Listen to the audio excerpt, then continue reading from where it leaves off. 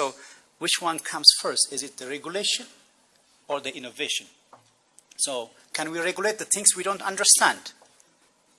So that's the situation we have. I mean, if you have followed the story of electricity, Thomas Edison invented the DC motor, and then at the same time, Nikola Tesla was working for him, and then he went out and started AC. And then the competition between two was amazing.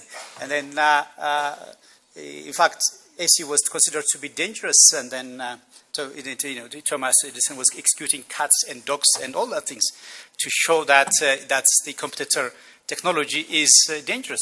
But there was no law to regulate electricity.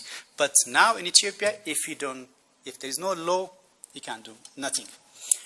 And then also we are inviting big companies in Ethiopia. I'm glad Jack Ma it was here, but Americans even do not know how to control what's called cartel monopoly.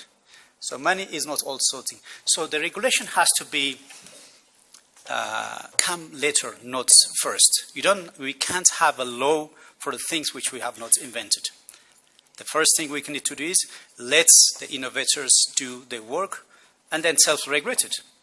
And the second stage is co-regulation, because at the end of the day, just the government has to follow what this company is doing. The taxi, the drivers, Uber, what is the problem. And then before you write, when we have the mobile money, it should let companies to innovate and do their work and then follow up and regulate. And the last part is which comes the regulation after innovation. But we have now reversed the whole process.